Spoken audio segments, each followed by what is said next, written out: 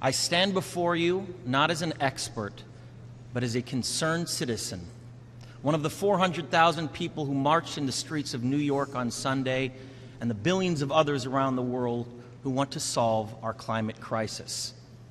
As an actor, I pretend for a living.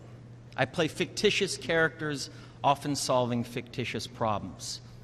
I believe that mankind has looked at climate change in that same way, as if it were a fiction, as if pretending that climate change wasn't real would somehow make it go away.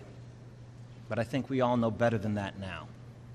Every week we're seeing new and undeniable climate events, evidence that accelerated climate change is here right now.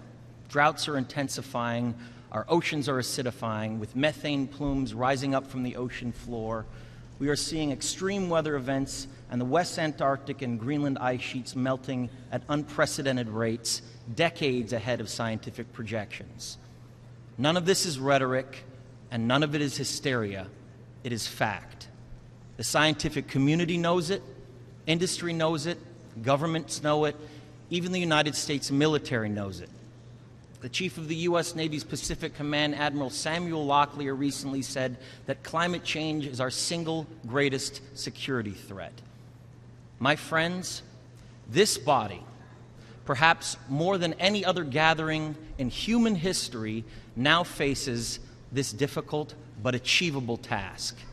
You can make history, or you will be vilified by it. To be clear, this is not about just telling people to change their light bulbs or to buy a hybrid car. This disaster has grown beyond the choices that individuals make. This is now about our industries and our governments around the world taking decisive, large-scale action. Now must be our moment for action. We need to put a price tag on carbon emissions and eliminate government subsidies for oil, coal, and gas companies.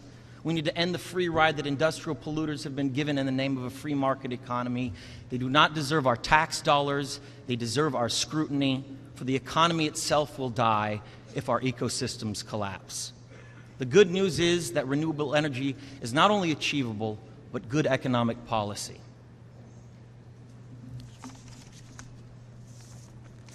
This is not a partisan debate. It is a human one. Clean air and a livable climate are inalienable human rights. And solving this crisis is not a question of politics. It is a question of our own survival. This is the most urgent of times and the most urgent of messages. Honored delegates, leaders of the world, I pretend for a living, but you do not. The people made their voices heard on Sunday around the world, and the momentum will not stop. But now it is your turn. The time to answer humankind's greatest challenge is now. We beg of you to face it with courage and honesty. Thank you.